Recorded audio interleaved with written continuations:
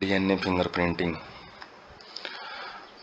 तो ये क्या चीज़ होती है? Very quick way to compare DNA sequence of any two individual, किन्हीं भी दो जीवों का जो डीएनए सीक्वेंस है उसको कंपेयर करने का बिल्कुल एक इजी रास्ता होता है। वेरी क्विक, बड़ा फास्ट रास्ता होता है। इजी तो नहीं यार, बड़ा फास्ट रास्ता होता है। फास्ट तरीके से हम डीएनए सीक्वेंस को कंपेयर कर सकते हैं। एलेक जेफर्स डेवलप्ड इनिशियली, सबसे पहले एलेक जेफर नाम के साइंटिस्ट ने इसको सबसे पहले खोजा था, विकास किया था। Used a satellite DNA as probe that so very high degree of polymorphism. तो कुछ एक्स्ट्रा पोर्शन होते हैं डीएनए के, तो सैटेलाइट डीएनए कहलाते हैं। तो उनको एक प्रोब के रूप में यूज किया था। प्रोब मतलब एक हिंट के रूप में यूज किया था, जो कि काफ़ी ज़्यादा डिग्री दिखाता है पॉलीमॉर्फिज्म, मतलब अलग अलग इसकी फॉर्म देखने को मिलती हैं काफ़ी सारी। और इनको क्या बोला गया था? Variable number of tandem repeats. Variable number का मतलब अलग अलग फॉर्म में रिपीट होना। क्या टैंडम रिपीट्स का मतलब जो एक पार्टिकुलर सीक्वेंस होती है डीएनए की, वो अलग अलग संख्या में, किसी में सैकड़ों की संख्या में, किसी में हजारों की संख्या में जो रिपीट होती हैं, उन्हीं सीक्वेंस को variable number of tandem repeat सब बोला जाता है। Used earlier in southern blot hybridisation using radio labelled VNTR as a probe. तो पहले ये साउथर्न ब्लोटिंग के अंदर यूज किया जाता है। अलग अलग होती हैं, northern blotting, southern blotting, eastern blotting भी होती है, वेस्टर्न ब्लोटिंग, तो अलग अलग है। तो साउथर्न ब्लोटिंग में जो डीएनए है उसका हम क्या करते हैं, नाइट्रोसेलुलोज मेम्ब्रेन के ऊपर उसका जो प्रिंट लिया जाता है एग्रोज जेल इलेक्ट्रोफोरेसिस से। तो इलेक्ट्रोजेल जो ये प्रोसेस है उसके अंदर भी हम इस चीज़ को कंप्लीट देखेंगे। तो इसके अंदर क्या यूज किया जाता है? Radio labelled VNTR as a probe. तो प्रोब हम बाहर से वो सब्सटेंस यूज करते हैं जो कि किसी भी चीज़ का पता लगाने के लिए, भाई ये चीज़ वहाँ पे है या नहीं है, वो स्पेसिफिक डीएनए सीक्वेंस वहाँ पे है या नहीं है, उसके लिए एक पहले से एक नॉन सीक्वेंस को भेजा जाता है। यदि हाइब्रिडाइजेशन के बीच में मिक्सिंग हो जाती है बेस पेयरिंग के बीच में, तो हम पता लगा सकते हैं कि हाइब्रिडाइजेशन है। तो हमने जो प्रोब भेजा था कि उस टाइप का उसका जो कॉम्प्लीमेंट्री है डीएनए वहाँ पे प्रेजेंट है या नहीं है। उसके बाद 99% of base sequence among human is same. तो ये तो बात हमको पता है कि लगभग 0.1 का ही डिफरेंस देखने को मिलता है, which make every individual unique in their phenotypic appearance. जो कि प्रत्येक इंडिविजुअल को अपने जो फिनोटिपिक अपीयरेंस है, जो बाहर से वो दिखाई देता है, उसमें इसको यूनिक बनाती हैं। Process involves identifying difference in some specific regions in DNA sequence. Repetitive DNA, तो रिपीटेटिव डीएनए के बीच में ही हम उनके अलग अलग जो सीक्वेंस हैं उनके अंदर जो डिफरेंस हैं उनका पता लगाते हैं डीएनए फिंगरप्रिंटिंग में। A process A small stretch of DNA is repeated many times, जिसके अंदर एक जो छोटा सा जो डीएनए का फ्रैगमेंट स्ट्रेच होती है, स्ट्रेच का मतलब एक पार्टिकुलर सीक्वेंस वो बार बार रिपीट होगी, कई बार हो सकती है। Separated as different peaks during density gradient centrifugation, जब इनका डेंसिटी ग्रेडियंट सेंट्रीफ्यूगेशन एक प्रोसेस के थ्रू इनको गुजारा जाता है तो अलग अलग पीक देखने को मिलती हैं ग्राफ के अंदर। अलग अलग ऊंचाई तक जो ग्राफ है वो जाता है। बल्क डीएनए फॉर्म से मेजर पीक, तो जो अपना जो मेन डीएनए होता है वो एक मेजर पीक बनाता है, जबकि जो सैटेलाइट डीएनए है वो छोटे छोटे पीक बनाते हुए दिखेंगे ग्राफ के अंदर। पीक का मतलब अलग अलग लेवल तक जाएंगे वो, depending on the base composition, length of segment and number of repetitive unit. और जो ये अलग अलग पीक देखने को मिलता है वो किसकी वजह से? अलग अलग जो बेस कंपोजिशन है नाइट्रोजीनियस बेस, उसके अंदर अलग अलग प्रेजेंट हो सकते हैं। लेंथ है सेगमेंट की वो अलग देखने को मिल सकती है। नंबर ऑफ रिपीटेटिव यूनिट्स की, रिपीट जो यूनिट्स हैं स्ट्रेच हैं वो कितनी बार रिपीट हो रहे हैं, तो उसके बेस पे भी जो पीक है वो अलग अलग देखने को मिल सकता है। Classified into many categories, micro satellite, mini satellite, जिसकी वजह से इसको अलग अलग कैटेगरीज में बांटा जाता है सैटेलाइट डीएनए को। माइक्रो और मिनी, मिनी और शॉर्ट फॉर्म होती है, माइक्रो भी शॉर्ट फॉर्म के लिए यूज किया जाता है, छोटी फॉर्म होती है सैटेलाइट की। Normally do not code for any protein, हालांकि किसी भी प्रोटीन के लिए कोड नहीं करते हैं, but they form a large portion of human genome. फिर भी ये काफ़ी सारा जो पोर्शन है वो ह्यूमन जीनोम का, ह्यूमन डीएनए का वो बनाने का काम करते हैं। So high degree of polymorphism and form a basis of DNA fingerprinting. तो यहाँ से ये देख सकते हैं काफ़ी सारी जो डीएनए की यहाँ पे जो सीक्वेंसेज हैं, जो सैटेलाइट है इनकी काफ़ी पॉलीमर अलग अलग फॉर्म देखने को मिल सकती है, और यही है जो डीएनए फिंगरप्रिंटिंग का बेस है वो तैयार करती हैं। उसके बाद VNTR क्या चीज़ होती है?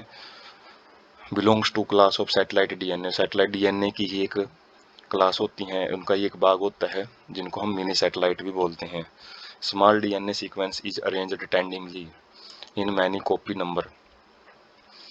तो जो काफ़ी छोटे छोटे जो डीएनए सीक्वेंस हैं वो अरेंज्ड होती हैं, टेंडमली का मतलब है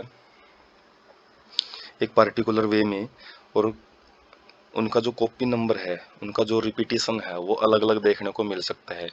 नंबर ऑफ रिपीट में शो है हाई डिग्री ऑफ पॉलीमरेसिज्म। तो ये बात हम पढ़ चुके हैं कि काफ़ी सारा जो रिपीट्स हैं वो सैकड़ों हजारों अलग अलग संख्या में देखने को मिल जाता है, उनका रिपीटिशन है। साइज ऑफ VNTR है वो 0.12 20 किलो बेस पेयर हो सकता है। KB का मतलब है किलो बेस पेयर, तो अलग अलग संख्या में ये देखने को मिल सकते हैं। तो साइज छोटे से लेके काफ़ी बड़े से बड़ा साइज यहाँ पे देखने को मिल जाता है VNTR का। After hybridisation with VNTR probe, जैसे ही जो प्रोब है उसके साथ हाइब्रिडाइजेशन होती है जो भी सीक्वेंस है उसकी, तो ऑटो रेडियोग्राम, तो जो ऑटो रेडियोग्राफी एक टेक्नोलॉजी यूज की जाती है जिसमें पता लगाया जाता है कि हाइब्रिडाइजेशन हुई है या नहीं हुई है। तो इसके अंदर क्या जाते हैं, many bands of different size हैं वो देखने को मिल जाते हैं फोटोग्राफिक प्लेट के ऊपर। These bands give a characteristics pattern, और इनसे क्या है एक अलग स्पेसिफिक पैटर्न है वो देखने को मिलता है, और उस पैटर्न को ही मैच करके किया जाता है इंडिविजुअल का जो डीएनए है वो कंपेयर किया जाता है। तो differ from the individual team, जो ये बैंडिंग पोर्शन होता है, अलग अलग जो बैंड बनते हैं ऑटोग्राफी प्लेट पे, तो ये बैंड अलग अलग ऑर्गेनिज्म में अलग अलग देखने को मिलते हैं। केवल एक स्पेसिफिक केस होता है जो मोनोजाइगोटिक ट्विन होते हैं, जो सिंगल जाइगोट से जो आगे डिवीजन हो जाता है उसका, जाइगोट वैसे डिवाइड नहीं करता, एक ग्रुप में रहता है, लेकिन कई बार जो जाइगोट है आगे दो दो सेल बना लेता है और दोनों सेल से अलग अलग जो इंडिविजुअल है वो बनते हैं, उसको मोनोजाइगोटिक ट्विन, आइडेंटिकल ट्विन बोला जाता है। तो उनमें ये बिल्कुल सेम देखने को मिलता है। Sensitivity of technique has been increased by use of polymerase chain reaction. Sensitivity का मतलब है कि यदि थोड़ा सा भी हमारे पास सैंपल प्रेजेंट है तो उसको हम और ज़्यादा इंक्रीज कर सकते हैं, किसकी मदद से, PCR की मदद से, जो कि पॉलीमरेज का मतलब है पॉलीमरेज एंजाइम यूज किया जाता है। चेन रिएक्शन, काफ़ी चेन में रिएक्शन होती है एक के बाद एक, और जिससे जो हमारा डीएनए है वो एम्पलीफाई हो जाता है, थोड़ा सा सैंपल है वो भी एम्पलीफाई करके हम यूज कर सकते हैं। जैसे डीएनए पॉलीमॉर्फिज्म, ये चीज़ क्या होती है भाई, variation at genetic level arise due to mutation. तो जो जीन के अंदर काफ़ी सारी जो अलग अलग वेरिएशन, अलग अलग चेंजेस देखने को मिलते हैं म्यूटेशन की वजह से, और म्यूटेशन जैसे जीन जो डीएनए सीक्वेंस हैं, जो नाइट्रोजीनियस बेस हैं वो अपनी सीक्वेंस बदल लेते हैं, तो वो म्यूटेशन ही कहलाते हैं। If an inheritable mutation is observed in a population at high frequency, it is referred to as DNA polymerase morphism। और यदि यही टाइप की जो म्यूटेशन है काफ़ी सारी पॉपुलेशन में, हाई फ्रीक्वेंसी का मतलब बहुत बहुत सारे लोगों में बहुत सारी स्पीड से, मतलब काफ़ी सारे, हाई फ्रीक्वेंसी का मतलब बहुत बार देखने को मिले, ये जो इसका इनहेरिटेबिलिटी है आगे के आगे ये पीढ़ी दर पीढ़ी आगे पहुंचती रहती है, इसी म्यूटेशन को डीएनए पॉलीमॉर्फिज्म बोला जाता है, डीएनए का अलग अलग फॉर्म में पाया जाना। न्यू म्यूटेशन में arise in an individual either in somatic और जर्म सेल। तो जो म्यूटेशंस हैं वो किसी भी टाइप की सेल में, सोमैटिक नॉर्मल सेल होती हैं, जर्म सेल जो गैमेट फॉर्मिंग सेल होती हैं, जो ही आगे इनहेरिटेबल जो करेक्टर है उनको आगे भेजती हैं, तो उनके अंदर ये म्यूटेशन देखने को मिल सकती हैं। If a germ cell mutation can spread to other members of a population through sexual reproduction। तो ये वेरिएशन है वो और किस चीज़ की वजह से हो सकती है, जो इंडिविजुअल हैं सेक्सुअल जो रिप्रोडक्शन करते हैं उनकी वजह से भी ज़्यादा से ज़्यादा वेरिएशन एंड डीएनए पॉलीमॉर्फिज्म है वो देखने को मिल सकती हैं। तो ये जर्म सेल म्यूटेशन रिप्रोडक्शन से ही फैलेंगी। Observed in non coding DNA sequence as mutation in these sequence may not have any immediate impact in individual reproductive ability। तो जो नॉन कोडिंग डीएनए सीक्वेंस के अंदर यदि म्यूटेशन आ जाती हैं तो उन सीक्वेंस से कोई भी एकदम से इफेक्ट है, बिल्कुल एग्जैक्ट एकदम से होने वाला जो इफेक्ट है, इम्पैक्ट है, वो इंडिविजुअल पे एकदम से जो जरूर देखने को नहीं मिलता है। म्यूटेशन कीप ऑन एक्यूमुलेटिंग, जो ये म्यूटेशन है वो आराम आराम से इकट्ठी होती रहेंगी जनरेशन आफ्टर जनरेशन, और क्या हो जाती हैं, जब एक लेवल पे पहुंच जाती हैं, form one basis of variability और पॉलीमॉर्फिज्म, और काफ़ी जब इकट्ठी हो जाती हैं एक लेवल तक, उसके बाद ये इफेक्ट है जो अपना शो करती हैं, मतलब इफेक्ट एकदम से शो नहीं किया जाता, वो आराम आराम से इकट्ठा होकर पार्टिकुलर वे में शो किया जाता है। Type of polymorphism ranging from single nucleotide change to very large scale changes. तो जो चेंज है, ये पॉलीमॉर्फिज्म है, वो सिंगल न्यूक्लियोटाइड चेंज से लेकर काफ़ी लार्ज स्केल चेंज भी इसमें देखने को मिल सकते हैं। Play very important role for evolution and speciation. तो ये इवोल्यूशन है, जो जैव विकास है, और जो अलग अलग स्पीसीज बनती है उसमें बड़ा इंपॉर्टेंट रोल प्ले करती हैं। प्रोसीजर देखते हैं डीएनए फिंगरप्रिंटिंग का। तो सबसे पहले डीएनए को आइसोलेट किया जाता है सेल से या किसी भी सैंपल से, ऑर्गेनिज्म के सैंपल से डीएनए को बाहर निकाला जाता है। उसके बाद डीएनए को प्योर करके, और उसके बाद रेस्ट्रिक्शन एंडोन्यूक्लियेज एंजाइम जो कि डीएनए को काटने का काम करते हैं, उसके द्वारा डीएनए के छोटे छोटे टुकड़े किए जाते हैं, डाइजेस्ट किया जाता है उसको, मतलब डाइजेस्ट का मतलब टुकड़े किए जाते हैं, छोटी फॉर्म में बदला जाता है। उसके बाद इलेक्ट्रोफोरोसिस की जाती है। इलेक्ट्रोफोरोसिस का मतलब है इलेक्ट्रो मतलब इलेक्ट्रिसिटी, इलेक्ट्रिक फील्ड, फोरोसिस मतलब मूवमेंट। तो इलेक्ट्रिक फील्ड के अंदर जो डीएनए है उनको रन करवाया जाता है जेल इलेक्ट्रोफोरोसिस के अंदर, जिसकी वजह से जो अलग अलग लेंथ के जो डीएनए है वो सेपरेट हो जाते हैं। उसके बाद ब्लोटिंग टेक्निक यूज की जाती है, जिसके अंदर जो ये जो जेल के अंदर हमने एग्रोज जेल के अंदर, जेल बड़ा ही नरम होता है, जो डीएनए फ्रेगमेंट्स हैं उसके अंदर जो बने हुए हैं अलग अलग बैंड बने हुए हैं, उनको हम सेपरेट करते हैं थोड़ी मजबूत मेम्ब्रेन के ऊपर। सिंथेटिक मेम्ब्रेन होती हैं जो नाइट्रोसेलुलोज और नायलॉन की बनी होती हैं।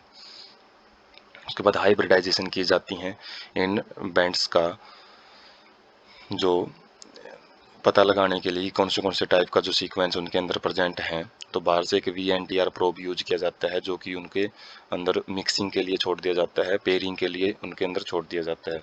उसके बाद ऑटो रेडियोग्राफी यूज की जाती है, क्योंकि जो VNTR रेडियो लेबल्ड VNTR का मतलब है कि रेडियो एक्टिव सब्सटेंस से लेबल्ड हैं, वो रेडिएशन सिक्रेट करते हैं। और उसके बाद जो नाइट्रोसेलुलोज मेम्ब्रेन है उसको ऑटो रेडियोग्राफी का मतलब, ऑटो का मतलब सेल्फ, रेडियोग्राफी का मतलब रेडिएशन छोड़ देंगे, और उस ग्राफ रेडिएशन को हम ग्राफिक पोर्शन में फोटोग्राफिक प्लेट के ऊपर प्राप्त करेंगे। तो जो भी यहाँ पे हाइब्रिडाइजेशन में जो प्रोब ने हाइब्रिडाइजेशन की है, तो वो खुद रेडिएशन छोड़ते हैं, और ऑटो रेडियोग्राफी के अंदर जो फोटोग्राफिक प्लेट पे अलग अलग जो निशान है वो शो करते हैं, जो कि पता लगाया जाता है कि वो जो सैंपल वहाँ पे प्रेजेंट है या नहीं है, जिसकी हम पता लगाने की कोशिश कर रहे हैं।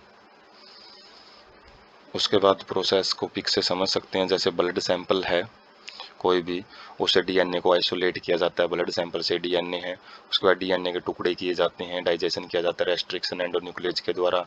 उसके बाद फिर इलेक्ट्रोफोरेसिस, जेल होता है एक, जेल के अंदर इसको रन करवाया जाता है, अलग अलग बैंड बनते हैं, और इस जो जेल को फिर नाइट्रोसेलुलोज मेम्ब्रेन के ऊपर साउथर्न ब्लोटिंग बोलते हैं इसको, नॉर्थर्न ब्लोटिंग है जो आरएनए के लिए यूज की जाती है,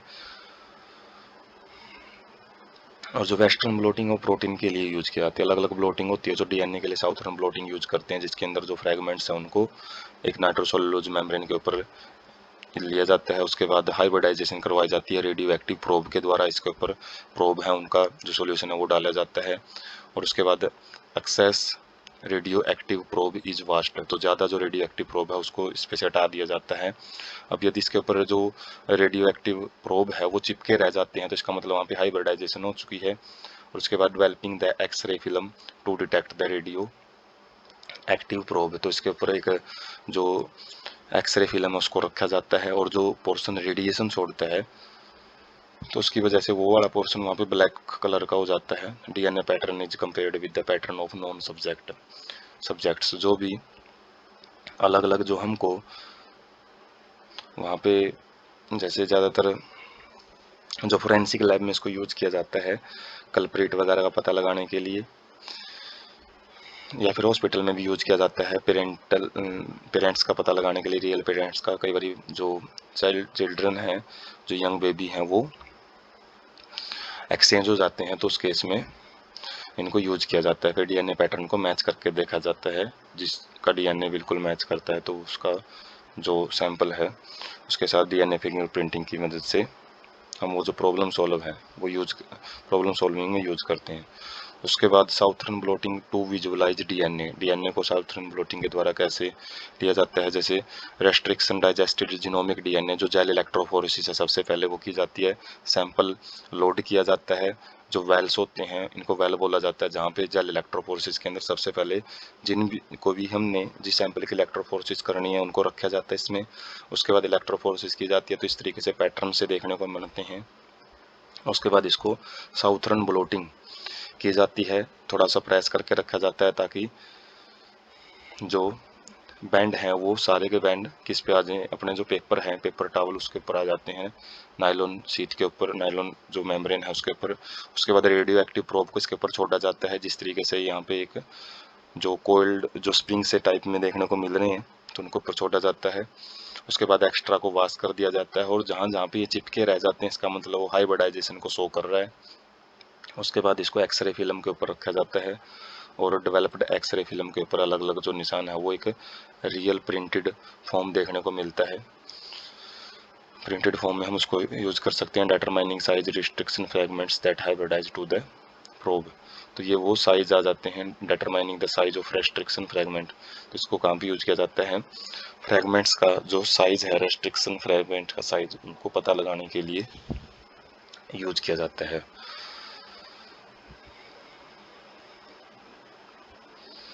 तो ये साउथर्न ब्लोटिंग का और थोड़ा रियलिस्टिक डायग्राम है, वैसे इसके अंदर काफ़ी सारा इंस्ट्रूमेंटेशन यूज की जाती है, काफ़ी कॉम्प्लेक्स प्रोसेस भी होती है, काफ़ी हैंडलिंग की भी ज़रूरत रहती है, प्रोसेस लेंथी भी रहती है काफ़ी। उसके बाद एप्लीकेशन क्या है डीएनए फिंगरप्रिंटिंग की, DNA from a single cell is enough to perform DNA fingerprinting analysis, एक सिंगल सेल से भी यदि हम डीएनए लेके उसकी डीएनए फिंगरप्रिंटिंग के थ्रू उसको यूज कर सकते हैं। डीएनए फ्रॉम एवरी टिश्यू, किसी भी टिश्यू से, ब्लड हो, हेयर फॉलिकल हो, हेयर का पोर्शन हो कुछ छोटा सा, उसके बाद हेयर फॉलिकल वैसे हेयर जहाँ से अटैच होता है उस जगह को बोलते हैं स्किन बोन, स्किन हो सकती है, बोन हो सकती है, सलाइवा हो सकते हैं, स्पर्म हो सकते हैं, तो किसी भी जगह से जो डीएनए का सैंपल है वो लिया जा सकता है, और become very useful identification tool in forensic application, जो फोरेंसिक लैब होती हैं जहाँ पे ज़्यादातर जो अलग अलग कल्प्रिट वगैरह का है, या फिर जो ज़्यादातर बायोटेक्नोलॉजी से रिलेटेड जो फील्ड की स्टडी की जाती है तो उनके अंदर इसको यूज किया जाता है। Further as polymorphism are inheritable from parents to children, तो जैसे कि पॉलीमॉर्फिज्म है पेरेंट्स टू चिल्ड्रन इनहेरिट होते हैं, एक पीढ़ी से दूसरी पीढ़ी में जाते हैं, तो इसलिए डीएनए फिंगरप्रिंटिंग को काफ़ी यूज किया जाता है किसके अंदर, पैटर्निटी टेस्टिंग के अंदर, कि जो चाइल्ड कई बारी एक्सचेंज हो जाते हैं हॉस्पिटल में तो वहाँ पे झगड़े का कारण बन जाते हैं, जो केस ऑफ डिस्प्यूट्स मतलब झगड़ों के केस में, तो जो बच्चों की जो एक कन्फ्यूजन है उसको दूर करने के लिए भी डीएनए फिंगरप्रिंटिंग यूज की जाती है। वैसे जो अपराधियों के जो सैंपल वगैरह लेके पता लगाया जाता है कि ये जो रियल अपराधी कौन सा है, कल्प्रिट कौन सा है, तो उसको फोरेंसिक लैब के अंदर हम यूज करते हैं। उसके बाद determining population and genetic diversity, population और जेनेटिक जीन के अंदर कितनी ज़्यादा विविधता है उसको पता लगाने के लिए भी जो डीएनए फिंगरप्रिंटिंग है वो यूज की जाती है।